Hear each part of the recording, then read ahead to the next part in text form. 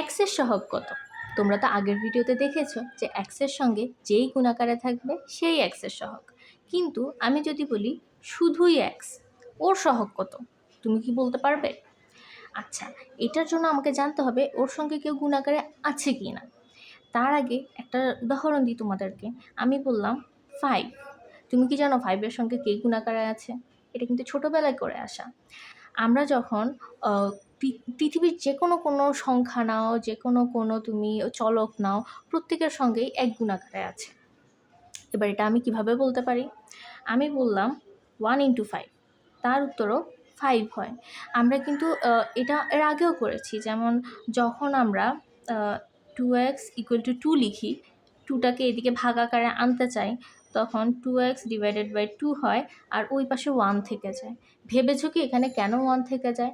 কারণ বিশ্বজগতের সব কিছুর সাথেই অ্যাকচুয়ালি 1টা গুণাকারে থাকে। এখানেও 2 এর সঙ্গে 1টা গুণাকারে ছিল, তাই 2 চলে আসার পরও সেখানে 1 থেকে গিয়েছে। তেমনিভাবে আমি যদি 5 বলতে পারি 5-এর সাথে অ্যাকচুয়ালি 1 গুণাকারে আছে।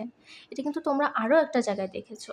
গসাগু করার সময় আমরা কি করি, যে আমি ধরো 2 আর 5-এর গসাগু করতে চাচ্ছি, শুধু কমন উপাদানগুলোই আমি নিব গুণনীয়ক থেকে। এখন 2 এর গুণনীয়কে 2 আর 1 আছে, 5-এর গুণনীয়কেও 1 আর 5 আছে। তখন আমরা কি করি, আমরা ওদের কমন উপাদান হিসেবে গসাগুতে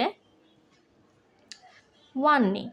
তো এটা থেকেই অ্যাকচুয়ালি বোঝা যায় প্রত্যেকটা উপাদানের গুণনীয়ক নির্ণয় করতে গেলে সেখানে একটা 1 থাকবেই। সেমভাবে এই এক্সেরও যদি তুমি গুণনীয়ক নির্ণয় করতে চাও, ওর এখানে একটা 1 থাকবে। এখন গুণনীয়কের দরকার এখানে নেই, আমার শুধু জানা দরকার এক্সের সাথে কে গুণাকারে আছে।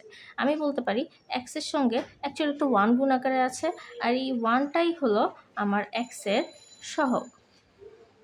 এখন তুমি বলতে পারো ওর সঙ্গে কিছু গুণ আকারে নেই আমি দেখতেছি, তাহলে আমি 1 কেন ধরে নিব? আমি 0 তো ধরে নিতে পারি, কিছু নাই মানে 0। আসলে কি তা হয়? যে কোনো একটি অশূন্যক পদের সাথে কখনোই 0 গুণ আকারে থাকে না। অশূন্যক পদ কি? 0 নয় এমন সকল পদই অশূন্যক। এক্স, 5, এক্সের মান যদিও 0 হতে পারে, এটাকে আমি বলতে পারবো না যেহেতু এক্সের মান আমি জানি না।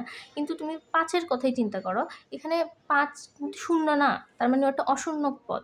আর অশূন্যক পদের সাথে কখনোই 0 গুণ আকারে থাকতে পারে না। তেমনিভাবে এক্সের মান যাই হোক, আমি কখনোই ওর সঙ্গে 0 গুণ আকারে আছে ধরে নিতে পারবো না। আমি ধরে নিতে পারি ওর সঙ্গে 1 গুণ আকারে আছে। তাই এক্সের সঙ্গে কিছু না থাকা মানে ওর সহগ আসলে 1।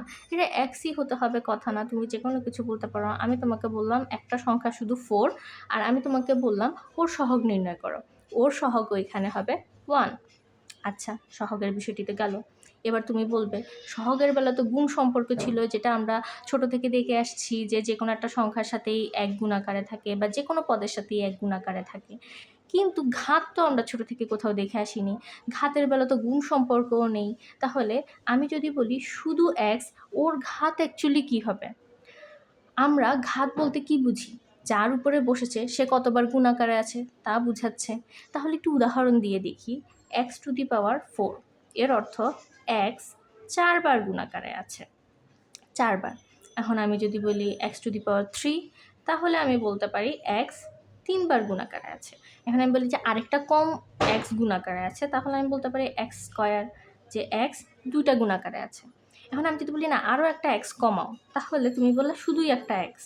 তাহলে ওকে কিভাবে প্রকাশ করব? ওর উপরে 1, ও একটাই আছে, গুণ সম্পর্কে একটাই আছে, এর বেশি নেই।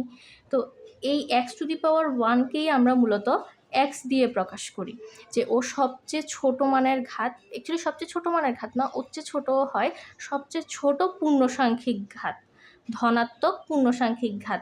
এটা নিয়ে আরও বিস্তারিত বলা যায়, আপাতত এত কিছু মাথায় নেওয়ার প্রয়োজন নেই। যে সবচেয়ে কম পূর্ণসাংখ্যিক ধনাত্মক ঘাত, তাই ওকে আর আমরা লিখি না, ওটা দেখলেই বোঝা যায় যে ওর উপরে 1 আছে। তো এখন থেকে আমরা যখনই কোনো কিছুর উপরে ঘাত দেখব না, মনে মনে ধরে নিব, ধরো আমি লিখলাম xy, এখানে এক্সের উপরেও ঘাত 1, ওয়াইয়ের উপরেও ঘাত 1, আবার টোটাল xy এর উপরেও ঘাত 1। তাহলে যখনই আমি ঘাত দেখব না তখনই বলে নিতে পারি ঘাত 1, এবং যখনই আমি সহগ দেখব না তখনই আমি বলে নিতে পারি সহগ 1। বুঝতে পারলে? আশা করি এই বিষয়ে তোমাদের কনফিউশন ক্লিয়ার হয়েছে। এখন থেকে নিশ্চয়ই আর বলবে না যে ঘাত নেই মানে ঘাত 0, সহগ নেই মানে সহগ 0, সহগ ও ঘাত না থাকা মানে সহগ ও ঘাত 1। এবং এভাবে তোমরা তোমাদের গণিত বইয়ের সমস্যাগুলো সমাধান করার চেষ্টা করবে। কোথাও কোনো না বুঝা থাকলে অবশ্যই কমেন্ট করে জানাবে। আমি ওটার সমাধান দেওয়ার চেষ্টা করব।